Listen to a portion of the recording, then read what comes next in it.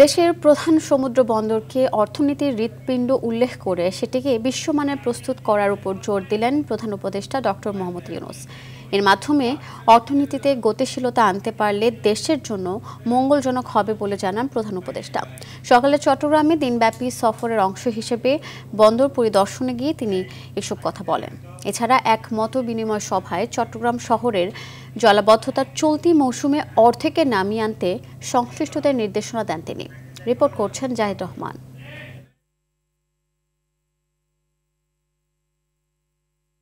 বুধবার সকালে চট্টগ্রামে পৌঁছান প্রধান উপদেষ্টা ডক্টর মোহাম্মদ ইউনূস। অন্তর্বর্তী সরকারের প্রধানের দায়িত্ব নেওয়ার পর এটি তার প্রথম চট্টগ্রাম সফর।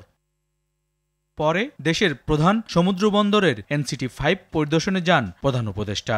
দেশের অর্থনীতির পরিবর্তনে চট্টগ্রাম বন্দরকে মূল ভরসা উল্লেখ করে তিনি বলেন, অর্থনীতির অগ্রগতির জন্য বন্দরের পথকে উন্মুক্ত করতে হবে। বাংলাদেশের অর্থনীতির হৃৎপিণ্ড হলো চট্টগ্রাম বন্দর। তাহলে ওটার যে সাইজের বন্দর আছে, যে সাইজের হৃৎপিণ্ড আছে, ওই সাইজের করলে এই হৃৎপিণ্ড বিশ্ব সাইজের হৃৎপিণ্ড করতে হবে। তাহলে এটা পাম্প হবে, সেটা সারা বাংলাদেশ জুড়ে সেটা প্রচার হবে।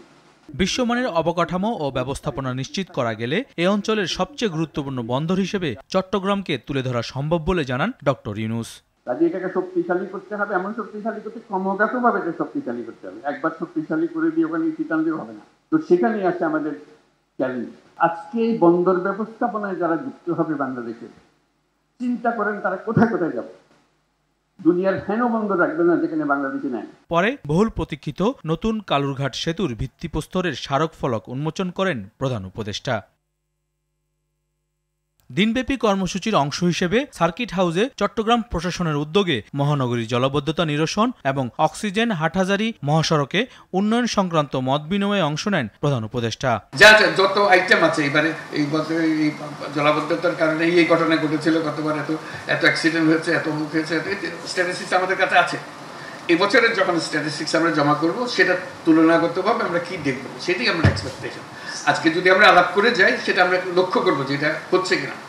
না হলে বলবো যে এত পানি গেল, টাকা গেল, সবকিছু গেল, কাজ হইল না। চট্টগ্রাম বিশ্ববিদ্যালয়ের সমাবর্তনে অংশ নেওয়ার পর পৈতৃক বাড়ি হাটহাজারী উপজেলার শিকারপুর ইউনিয়নের বাথুয়া গ্রামে যাবেন ডক্টর মোহাম্মদ ইউনূস। জাহিদ রহমান, RTV, ঢাকা।